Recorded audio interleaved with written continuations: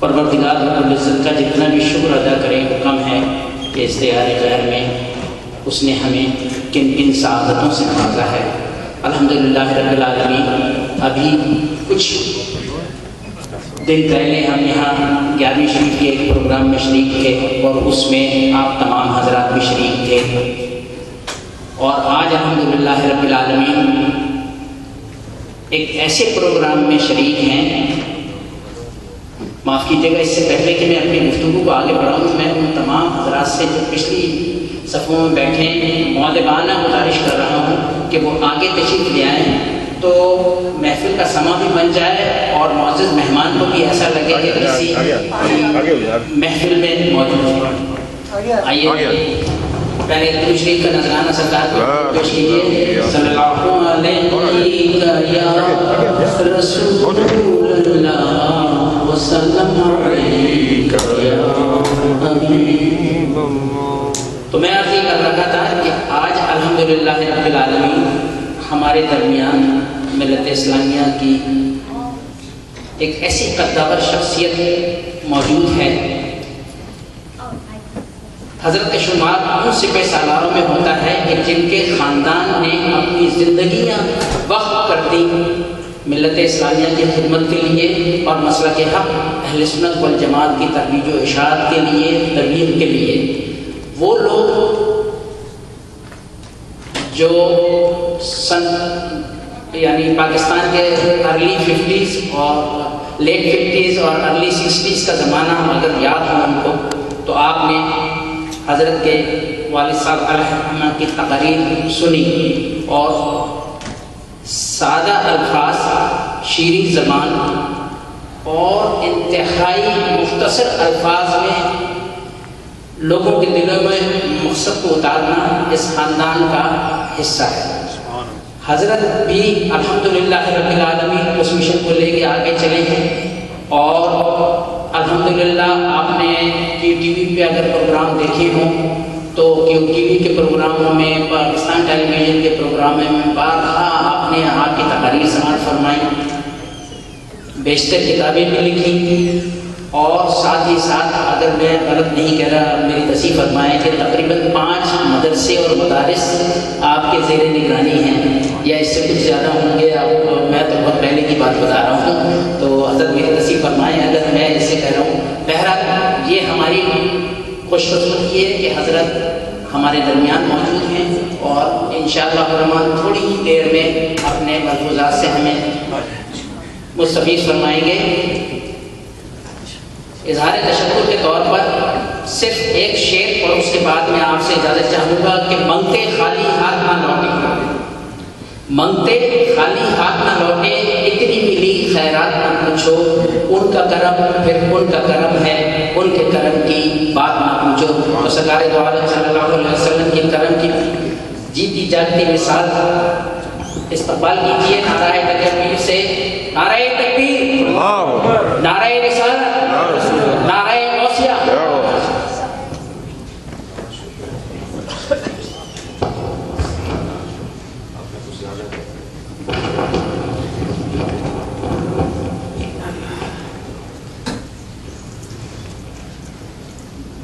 نحمده ونصلي ونسلم على رسوله الكريم وعلى آله وصحبه أجمعين، أما بعد، أعوذ بالله من الشيطان الرجيم، بسم الله الرحمن الرحيم، هن لباس لكم وأنتم لباس لهن، صدق الله العلی العظیم۔ محبت کے ساتھ ایک مرتبہ درود شریف پڑھ لیجیے۔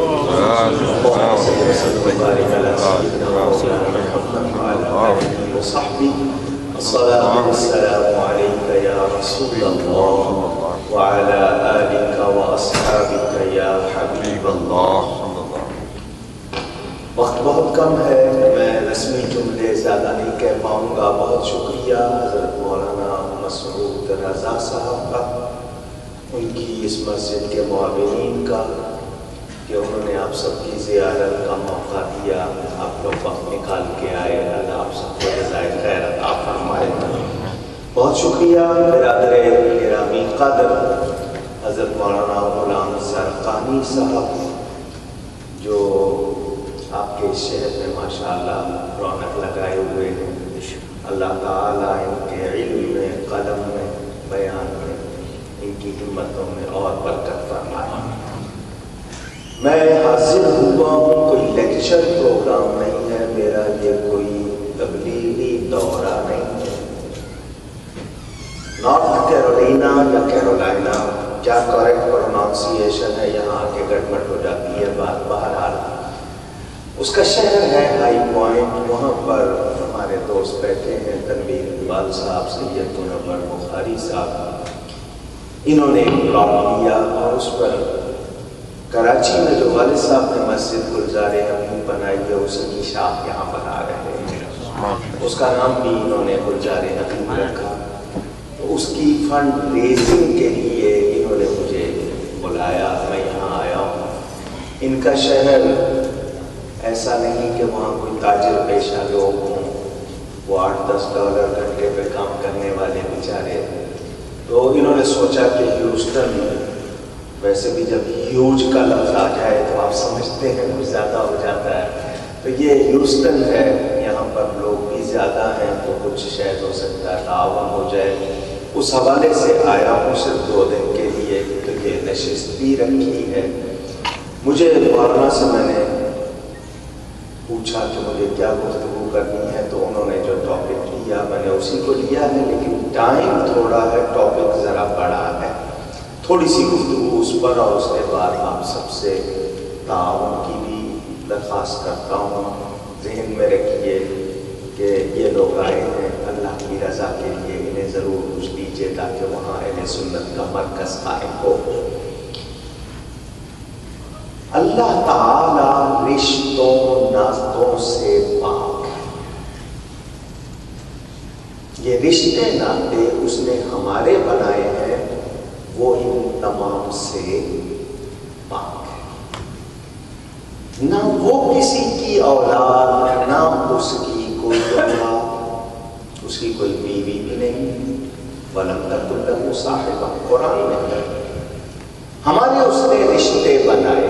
ان رشتوں کے بارے میں تھوڑی سی تفصیل، تاکہ آج جو نام ہمواری آ گئی ہے، کہیں کہیں الجھ گئے ہیں ہم لوگ، اس کی جو وجوہات ہے وہ ہمارے سامنے، کہ ہم نے قانون لینا تھا، احکام لینے تھے قرآن حدیث سے، مگر ہم نے بہت سا عرصہ ہندوؤں کے ساتھ گزارا، سکھوں کے ساتھ گزارا.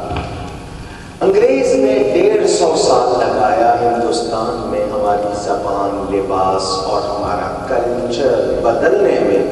اب وہ کام ٹیلی ویژن 15 منٹ میں کر دیتا ہے، اس نے 150 سال لگایا تھا.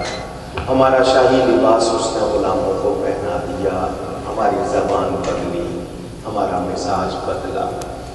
150 برس اس نے محنت کی.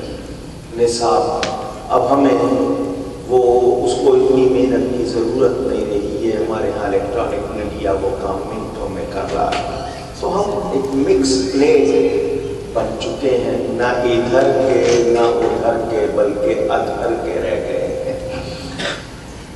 اللہ تعالیٰ نے جبریل امین کو بھیجا، جاؤ زمین پر مٹی لاؤ. اللہ کو کسی کی حاجت نہیں، ضرورت نہیں، سب اس کے محتاج ہیں. بھیجا اس نے. تو اس کا مطلب پہلی بات یہ معلوم ہوئی کہ اللہ جس سے چاہے جو چاہے کام لے. بندے بھی اللہ کی عطا سے کام کرتے ہیں. یہ کہنا کہ بندے کچھ نہیں کر سکتے، ایک تو یہ خیال غلط ہے. جبریل امین آئے، مٹی اٹھا کر لے جانے لگے. مٹی نے واسطہ دیا، تجھے اللہ کا واسطہ مجھے نہ لے کے جا. یہ پہلا واقعہ ہے واسطہ دینے کا. اس سے پہلے کبھی، کیونکہ انسان تو ہے ہی نہیں، کائنات میں ابھی انسانی وجود ہے ہی نہیں. جبریل امین اللہ کے نام کی عزت رکھتے ہوئے چھوڑ دیتے ہیں. کس نے اللہ کا واسطہ دیا؟ اللہ کو معلوم ہے کیا ہو رہا ہے، پھر بھی پوچھتا ہے کیا ہوا جبریل؟ عرض کی مولا مٹی لا رہا تھا، اس نے تیرا واسطہ دیا، میں چھوڑا رہا. اللہ جانتا ہے پھر پوچھتا کیوں ہے؟ یہ بھی ایک مسئلہ ہے. ٹائم نہیں ہے، میں پھیلا نہیں سکتا بات کو. عادت ہے 2-3 گھنٹے بولنے کی، وہ بول نہیں سکتا. مختصر بات، اللہ نے فرمایا بہت اچھا، میکائیل تم جاؤ، ان کے ساتھ ایسا ہوا. اسرافیل تم جاؤ، ایسا ہی ہوا. اللہ نے اسرائیل کو بھیجا علیہم السلام. یہ چاروں رسول فرشتے ہیں. فرشتے کتنے ہیں کوئی نہیں بتا سکتا. یہ ان میں سب سے زیادہ محترم ہے اور رسول فرشتے ہیں. جبریل ان سب کے سردار. اسرائیل نے جب مٹی اٹھائی، مٹی نے اللہ کا واسطہ دیا تو انہوں نے کہا جس اللہ کا تو واسطہ دے رہی ہے اسی اللہ کا حکم ہے، میں تو لے کے جاؤں گا. اسی کا حکم ہے. وہ لے گئے. اللہ نے فرمایا ڈیوٹی روح قبض کرنے کی بھی تمہاری. میں اپنے الفاظ میں کہوں باقی کو واسطہ دیں گے وہ تو چھوڑ آئیں گے، پھر ڈیوٹی بھی تمہاری ہے. چنانچہ مٹی آئی، اس مٹی پر کیا کچھ گزرا. اللہ نے اس مٹی سے اپنے دستے قدرت سے ایک خاکی پتلا تیار کیا. اس میں اپنی عزت والی روح سے پھونکا. یہ حضرت آدم علیہ السلام. یہ سارا میلاد قرآن میں بیان ہوا. لوگ کہتے ہیں اگر میلاد اہم ہے تو قرآن میں کہا یہ سارا واقعہ جو سنایا میلاد کا. میلاد ولادت کو کہتے ہیں، پیدائش کو. کہ حضرت آدم کی پوری پیدائش قرآن میں بیان ہے، انسان کی بیان ہے. حضرت آدم جنت میں رہتے تھے. جنت اتنی بڑی ہے، زمین و آسمانوں کے برابر تو اس کی چوڑائی ہے. اردوہا کا ارد السماوات والارض قرآن میں صرف چوڑائی ود جس کو آپ کہتے ہیں. لمبائی کتنی ہوگی اور ہونی بھی چاہیے تھی. اگر اتنی بڑی جنت نہ ہوتی، کیونکہ جنت میں 100 درجے ہیں، 100 گریڈ ہیں، تو جو لویسٹ گریڈ کا ادنا درجے کا جنتی اس کو بھی 70 عمریں ملے گی. تو اگر وہ بھی کوئی ایک فلیٹ ہوتا ہیوسٹن کا تو لڑ کے مر جاتی. تو اللہ نے بہت بڑی جنت بنائی ہے. اس کی چوڑائی زمین و آسمانوں کے برابر. آپ کو ایک بات سنا دوں خوش ہونے کے لیے. جنت کے 8 دروازے. وہ دروازے آپ کی اس مسجد کی طرح 4 فٹ یا 5 فٹ کے نہیں ہیں. 2 پلے جس کو اردو والے کیواڑ کہتے ہیں. آپ پینل کہہ لیں انگلش میں، اور تو لفظ مجھے نہیں سمجھ آ رہا. 2 پلے اس دروازے کے. ایک پلے کی چوڑائی اتنی کہ 40 سال آپ چلیں تو وہ پوری. 8 دروازے. اور حدیث میں آتا ہے کیونکہ لائن تو مسلمان نے کبھی بنانی نہیں. پہلے میں تو ہمارا مزاج ہے. اس وقت بھی جب جنت میں جانے کا ہوگا تو سب آگے فرمایا کندھے اچھل جائیں گے. جس کو آپ کہتے ہیں نا میرا کندھا اچھل گیا، وہ والی کیفیت کے کندھے چڑھ جائیں گے. اتنا رش پڑے گا. الحمدللہ اس حدیث سے خوش ہونا چاہیے کہ اتنے جنت میں تو جائیں گے. یہ پتہ چلا. بہرحال اتنی بڑی جنت اور حضرت آدم اکیلے تنہا. کوئی جوڑ نہیں ہے، کوئی ہم نفس اپنے جیسا نہیں ہے. بات کریں کسی سے. اتنی بڑی جنت، نعمتیں بہت ہیں. اللہ نے ان پر نیند کو طاری کیا. ان کی بائیں پسلی سے ان کا جوڑ بنایا. سر سے پیدا نہیں کیا کہ سر پہ چڑھا لے. پاؤں سے پیدا نہیں کیا کہ پاؤں تلے رکھے. پسلی سے نکالا، جوڑ بنایا. حضرت حوا علیہ السلام جوان پیدا ہوئی تھی، بچی نہیں کہ گرو کیا انہوں نے. حضرت آدم کا قد 60 ہاتھ. ایلبو جس کو کونی کہتے ہیں، کونی سے لے کے انگلیوں تک مولانا کتنا ہوتا ہوگا؟ 1 فٹ یا 1.5 فٹ؟ 1.5 فٹ. اگر 1.5 فٹ لگائیں تو ان کا قد 90 فٹ تھا. حضرت آدم علیہ السلام. حضرت حوا 50 ہاتھ. اگر ان کا لگائیں ہم تو تقریباً 75 فٹ. تو یہ جو آج ہوتا ہے نا کہ یہ ایکول ہونا چاہیے، اس بنیاد پہ رشتے کینسل کر دیتے ہیں کہ جی ذرا پست قد ہے، ٹھگنی ہے، ذرا یہ بھی سوچنا چاہیے. لوگوں نے اپنے اپنے معیار بنا دیے. بہرحال حضرت آدم کو جب آنکھ کھلی تو دیکھا جوان خوبصورت عورت موجود. یہ کون ہے؟ اللہ نے فرمایا تمہاری زوجہ. زوج شوہر کو کہتے ہیں، زوجہ بیوی کو. تمہاری زوجہ. یا اللہ میں اس کو چھو سکتا ہوں، بات کر سکتا ہوں، ہاتھ لگا سکتا ہوں؟ فرمایا اس کا مہر جس کو آپ ڈاوری کہتے ہیں وہ ادا کر. پرومپٹ ریفر نہیں کی اس وقت، فوراً ادا کرنی ہے. معجل کیا؟ کوئی اس کو 2-4 تولے سونا دے دو، چاندی دے دو، نہیں. فرمایا 20 مرتبہ میرے حبیب پہ درود بھیجو. یہ حضرت حوا کا مہر ہے. یعنی مجھے کہنے دیجئے کہ نسل انسانی درود و سلام کی برکت ہے. آپ کو حوالہ چاہیے؟ مواہب لدنیہ امام قسطلانی کی عربی میں کتاب ہے، انگلش اردو ٹرانسلیشن ملتے ہیں. میری لکھی ہوئی 550 سال پرانی کتاب ہے. اور یہ حوالے اس کے علاوہ ان کے نام سے جو کتاب ہے زرقانی جو شرح ہے مواہب کی، اس میں بھی یہ واقعہ پورا موجود ہے. کیونکہ ان کی نسبت سے نام رکھا، والد عالم تھے تو بزرگوں کی نسبت سے نام رکھا. اس میں بھی زرقانی میں بھی یہ موجود ہے.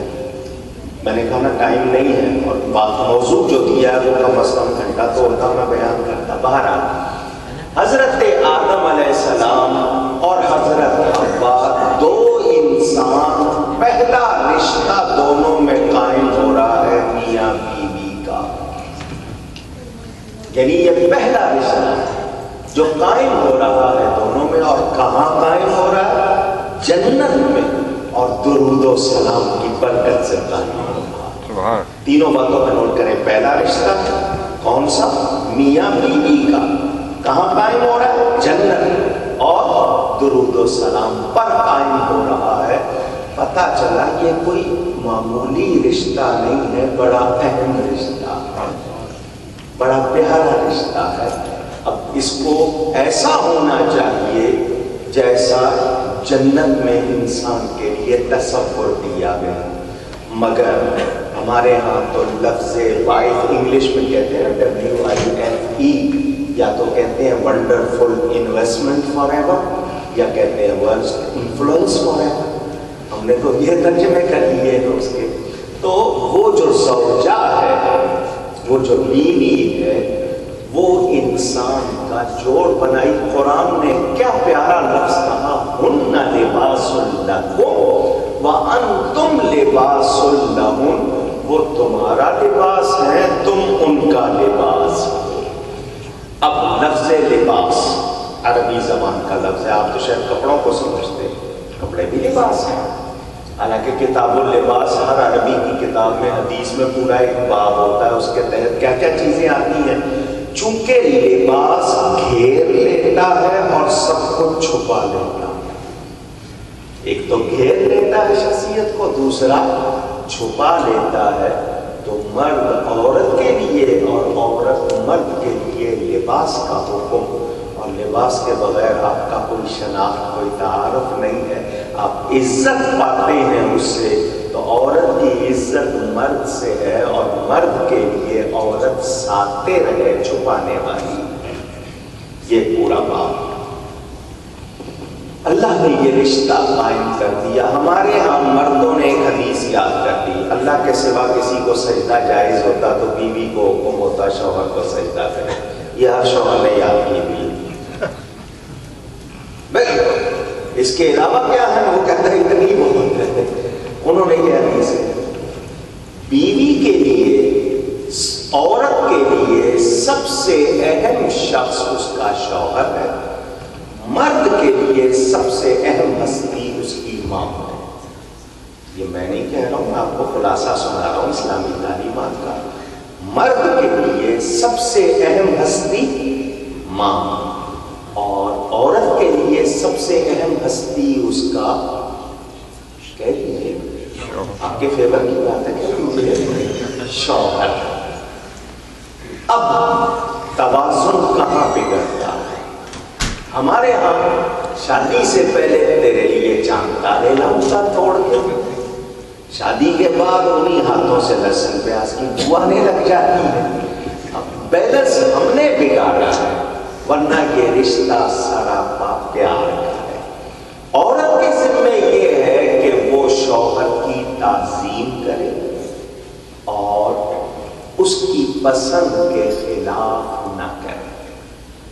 یہ عورت کے لیے, مرد کے لیے یہ کہ وہ اس سے محبت کرے اور اس کا خیال رکھے. میں نے مختصر جملے کہے کیونکہ میرے پاس بہت ٹائم ہے, لیکن معاملہ بگڑ گیا. توازن نہیں رکھا, جس کو آپ انگلش میں بیلنس کہتے ہیں. نتیجہ یہ ہے کہ وہ شوہر کو وہ درجہ نہیں دیتی, شوہر اس کا وہ حق نہیں دیتا. شوہر کے مزاج میں یہ ہے کہ میں تعظیم کے لائق ہوں, میری تعظیم ہونی چاہیے. یہ ہے شوہر کے مزاج میں. دیہات میں ہو, شہر میں ہو, اس کے مزاج میں ہے کہ اس کو میرا کہنا ماننا, یہ میری محکوم ہے, تابع ہے, غلام.